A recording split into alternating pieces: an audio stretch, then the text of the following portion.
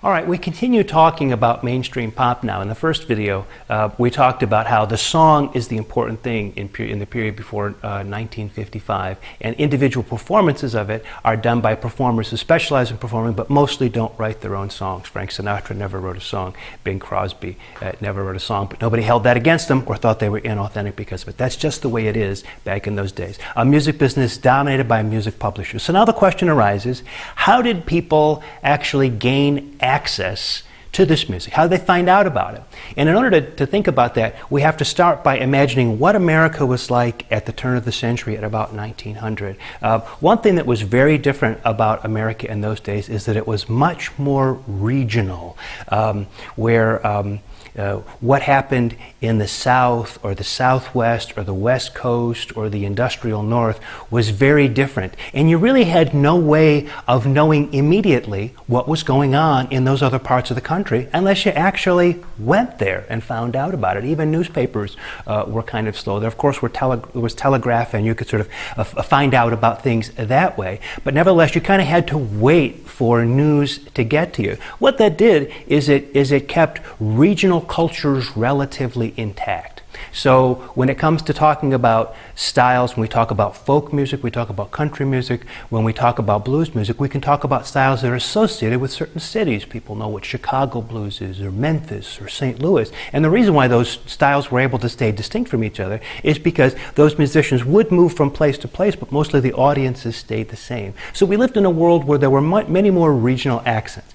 But it didn't take long with the development of radio for us to begin to develop what you might think of as a national culture, especially a national culture for entertainment. And as I gave away just a minute ago, radio and the development of radio played a tremendously important role in establishing a kind of a national culture across America, where people in Los Angeles were able to hear the same kind of music that people in New York were hearing, and the people down on the farm somewhere in Tennessee could hear the same the music that people in the big city in Detroit or Chicago were hearing. That starts to happen with the spread of radio. So what can we say about radio? It's hard to imagine a world before radio. Actually, for most of us, it's hard to imagine a world before the internet, although I know there was one, I was there. But nevertheless, what would a world before radio have been like? Well, radio was initially developed by a fellow by the name of Marconi, made his first important sort of experiment to show that you could do this thing of sending voices through the air in 1895. The benefit of radio early on was thought to be two things. Like so many technologies, one of the benefits was thought to be military. Right? There's a great benefit in being able to sort of reach your troops out on the battlefield and be able to talk to them instantaneously without having to send messengers back and forth, right? So that's it's amazing how many of the technologies that were developed in the 20th century were first developed as military technologies or space technologies. Putting a man on the moon, we gained a lot of microchip technology that would have made the internet possible. The other thing that it was handy for radio was, that is talking to ships at sea. So if you've got a ship that's way out at sea and you want to be able to communicate with it, radio is a very, very handy way of being able to do that. In fact, radio really started to make its first big impact in 1912 when the Titanic sank. And it was possible to send radio transmissions of what was happening on the Titanic back to New York via a kind of radio telegraph system, you know, the that kind of thing. And the guy sitting right at the desk taking down that information was a fellow by the name of David Sarnoff. David Sarnoff, it turns out, went on to have a career running RCA and developing the NBC radio networks. He became a very, very important figure and was there right from the beginning of this. People were amazed when the Titanic was going down that they were able to read newspaper reports. It seemed almost in real time. To them, this was almost like cable news happening immediately. They were there. It had never happened before. And so radio started to get showed a lot of promise, and by 1920, radio stations were popping up around major cities. By the end of the 1920s, radio networks had begun to pop up in this country. And so NBC and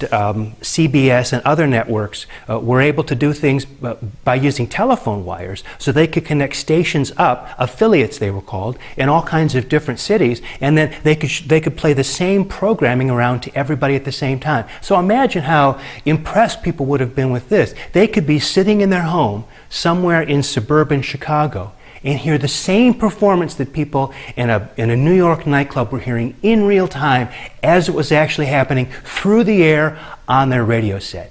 Fantastic, right? So these networks get going by connecting up all of these stations, these affiliate stations, and then by connecting in certain stations that were called superstations. Superstations could broadcast a very, very powerful signal, especially after the sun went down, that could reach whole regions of the country. So by putting these superstations and these network affiliate stations connected by telephone lines together, you could reach from coast to coast. Fantastic. Who could imagine that radio could now reach a whole country at the same time? And when you do that, when everybody's listening to the same music at the same time, it means that you're starting to break down regional differences. So what happens in popular music is, through radio, it establishes a national audience. And what's on radio at this time? Well, you've got soap operas. The Guiding Light was one of the early soap operas there. Comedies, Amos and Andy, though it would be seen as really, really politically incorrect by today's standards. Amos and Andy was one of the sort of great comedy shows of its day. Adventure shows like The Lone Ranger and Superman. Variety shows like one famous one that was hosted by Bing Crosby. And of course, music. Lots of music, lots of musicians playing music over the radio airwaves. So if you were one of these song publishers who wanted to get your song heard, get it out there so people could hear it, so then they could then buy the sheet music at the local Five and Dime and bring it home and play it on their home piano. What you want to do was get that song on the radio.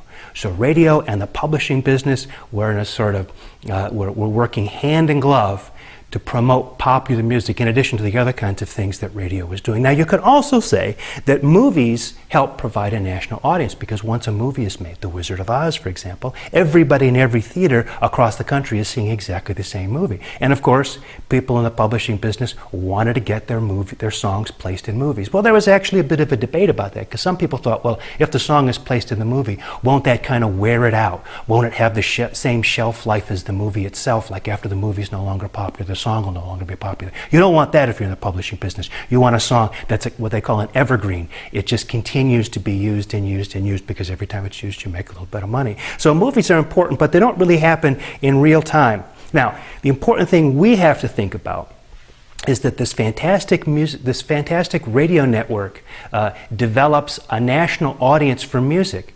But after the Second World War, David Sarnoff, who I mentioned before, gets this idea.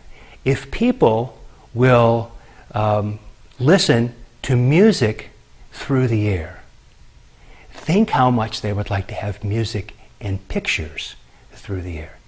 So at the end of the Second World War, he takes a lot of RCA's research and development money and puts it into television. Television's going to be the next big thing, which leaves radio, after a few years, really as a kind of an also-ran. But we have all these fantastic radio stations that have been developed over the course of the 30s and 40s with all kinds of equipment. What's going to happen to those stations? Well, when we start talking about rhythm and blues and country and western music, we'll talk about what happens to those radio stations after they've been, well, not really abandoned, but at least partially abandoned by some of the big money which goes into television. But next, what we need to talk about is, what did the music sound like during this period? Who were some of the most important artists in this period of American pop before 1955?